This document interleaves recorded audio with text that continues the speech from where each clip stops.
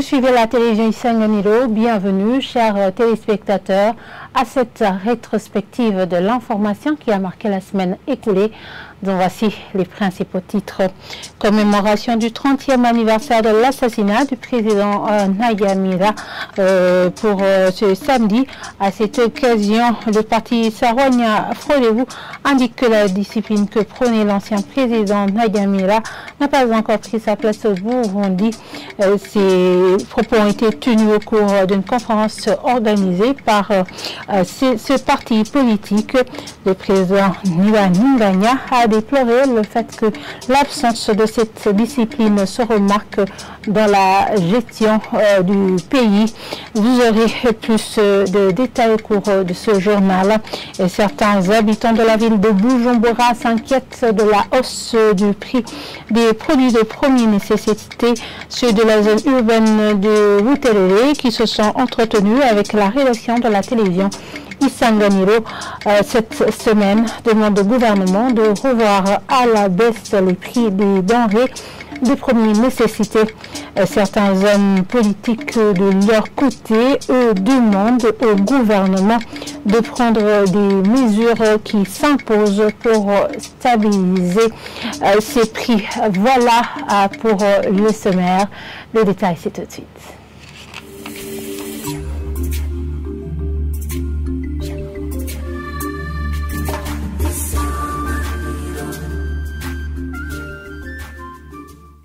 Encore une fois, bienvenue chers téléspectateurs. La discipline que prenait l'ancien président Cyprien Nayamira n'a pas encore pris sa place au Burundi.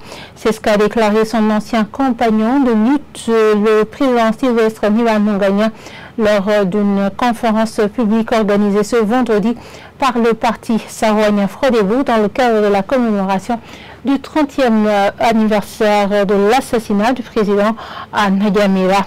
Le président Ntibantunganya a expliqué également que l'absence de cette discipline se remarque dans la gouvernance du pays. Suivez-le. Non, il n'y a toujours pas de discipline au Burundi. Discipline dans le respect de la richesse du pays. C'est le problème que connaît le pays. Les gens gaspillent la richesse publique dans ce pays. On gaspille ce qu'on n'a pas. Si tu oses faire cela, tu es en train de détruire le pays. Une autorité qui ose voler les biens publics détruit sa patrie. Il perturbe ta sécurité. Il bafoue tes droits. Tes enfants devront avoir l'accès à l'éducation. Les bancs pupitres à l'école où les élèves ne suivent pas les cours assis sur terre, comme c'est le cas dans certains endroits. Nous-mêmes qui avons étudié avant, avions des bancs pupitres. Tu dois organiser le pays avec toute la force possible, comme l'avaient souhaité nos défunts. Les auteurs des malversations économiques diminue la puissance d'une nation.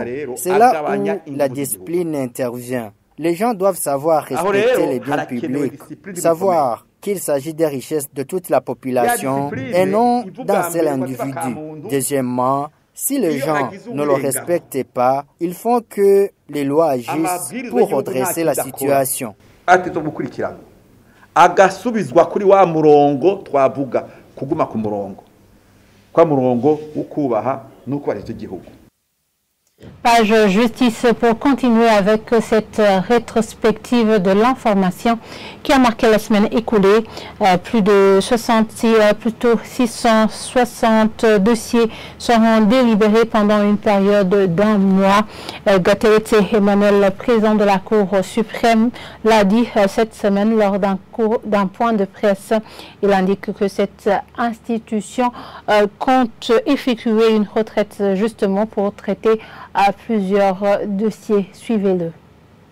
Depuis l'année 2022, la Cour suprême du Burundi organise chaque année une retraite des juges, une retraite qui est organisée pour délibérer et rédiger les jugements. Pour tous ces dossiers, nous avons un total de dossiers 660 dossiers qui sont pris en délibéré et que les juges vont prendre pour rédiger au cours de cette retraite. Pour cette année, la seule différence, c'est que nous avons un nombre élevé de dossiers. Les années passées, nous étions au nombre de 14 juges et les dossiers qui étaient amenés à retraite étaient autour de 400. Comme aujourd'hui, nous avons 20 juges à la Cour suprême. Nous avons alors augmenté leur quantité de dossiers à traiter. Et pour dire qu'actuellement, nous allons amener en retraite une affaire de 663 dossiers, alors qu'auparavant, c'était autour de 400 dossiers. C'est-à-dire qu'il y aura un léger mieux dans le cadre du désengorgement, dans le cadre de la réduction des arriérés judiciaires. Parmi ces dossiers, il y a des dossiers des détenus, des dossiers de toutes sortes. Il y a des dossiers pénaux, où il y a des détenus, il y a des dossiers civils, il y a des dossiers de la Chambre administrative où l'État a des intérêts. Tous ces dossiers alors sont combinés. Vous avez entendu le message de son Excellence Monsieur le Président de la République qui nous a exhortés à libérer les détenus qui ne sont pas poursuivis pour les infractions graves comme les assassinats, les viols, les atteintes à la sécurité de l'État. Alors pour les autres détenus qui sont poursuivis pour d'autres infractions dits mineurs, le chef de l'État a demandé que ces détenus continuent à poursuivre leurs dossiers étant à liberté.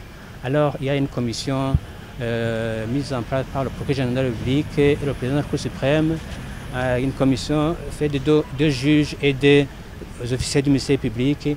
Ils sont dans les prisons pour inventorier ces détenus et ces dossiers.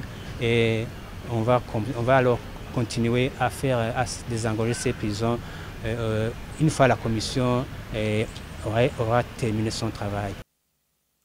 Je vous disais en titre, certains habitants de la zone urbaine de Buterere s'inquiètent de la hausse des prix des denrées alimentaires qui deviennent exorbitantes. Ceux qui se sont exprimés au micro-baladeur de la radio-télévision Sanganiro donnent l'exemple d'un kilo de haricots de type Kinure qui s'achète actuellement à 3800 alors que le mois de mars dernier, il s'achetait à 3100 francs. Ils demandent au gouvernement de revoir à la baisse les prix de ces denrées de première nécessité. Suivez-les.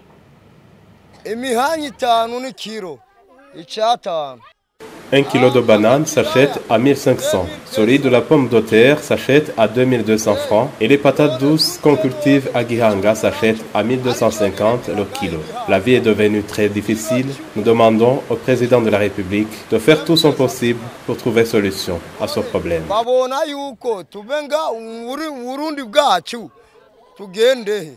La vie est très difficile dans notre pays.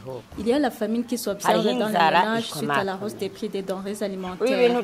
Parfois, nos enfants dorment sans manger suite à cette situation de la hausse des prix qui devient exorbitante. Et le président de la République intervient pour trouver des solutions à ce problème.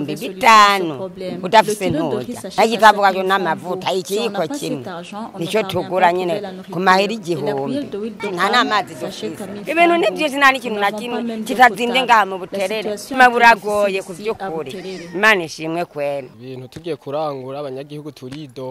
les gens ont des complaintes contre nous en nous accusant cette faute de la hausse de prix. Les haricots aussi, c'est très dangereux. On peut donner l'exemple des haricots de type Kinure étaient sur 3100 francs par 1 kg.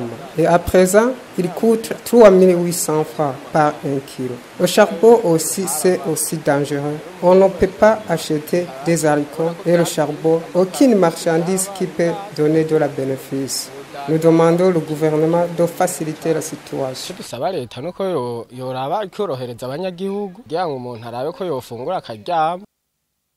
À ce propos, le parti UFRONA estime que la vie risque de devenir intenable au Burundi si la situation économique ne change pas. Le président de ce parti conseille plutôt au gouvernement de chercher des appuis financiers pour combler les manques. Suivez-le. Les prix des produits de première nécessité ont monté ici sur le marché, et surtout les produits alimentaires. Et c'est vraiment très alarmant et il faut être vigilant parce que la vie devient intenable ici au Burundi. Même malheureusement que dans les différentes émissions, nous entendons que le gouvernement dit que la vie est bonne, que tout va bien. Pour nous, au niveau du parti prenant, nous constatons que c'est le contraire. Alors, ce que nous constatons, les facteurs surtout, c'est d'abord les carences de devises au Burundi. Autre chose, c'est la carence. Et ça vient de passer plus de 2 ans. C'est difficile de stabiliser le produit pétrolier, surtout le carburant. Vous voyez, avec le manque de carburant, avec le prix de transport, ça devient très difficile sur le marché.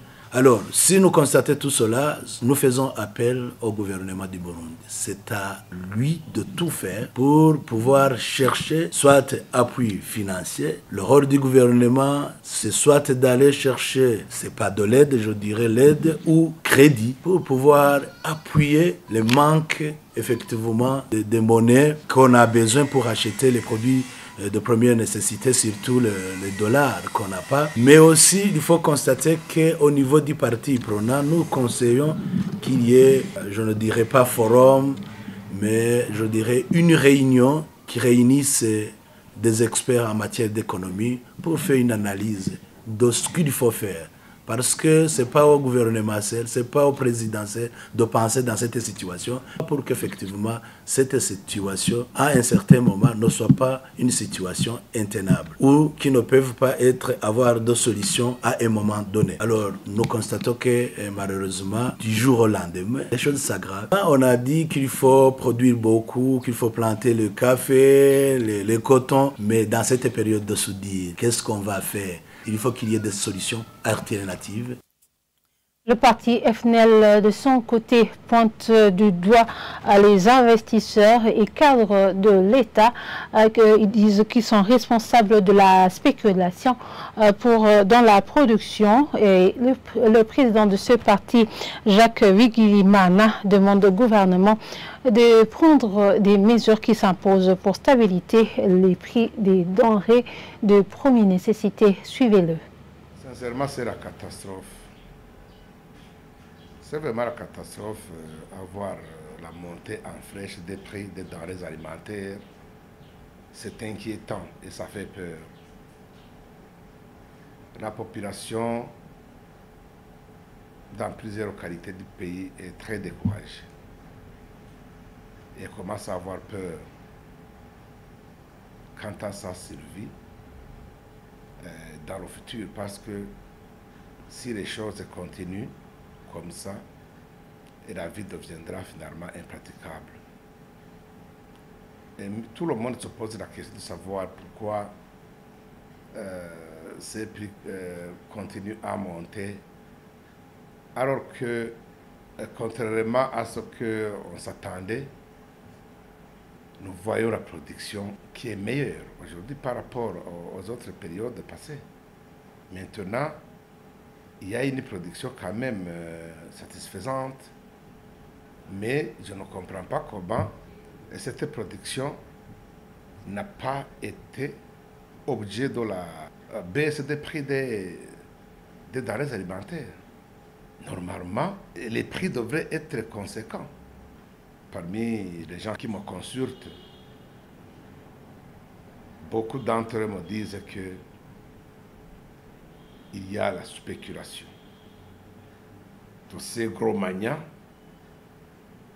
ces placés ou même ces riches, maintenant, qui sont dans l'agriculture et qui récoltent beaucoup par rapport aux simples paysans, qui attendent que la production des paysans s'épuise et puis ils viennent et mettent leur production sur le marché avec des prix exorbitants. Alors la population décrit beaucoup ce comportement et demande que les prix devraient être régulés par l'État pour que le petit peuple ne perd pas et que le grand magnat gagne au détriment des intérêts du peuple. Et voilà, c'est ici que nous clôturons cette rétrospective de l'information qui a marqué la semaine écoulée. Donc, merci de nous avoir suivis et très bonne suite de programme sur la télévision Isanganiro.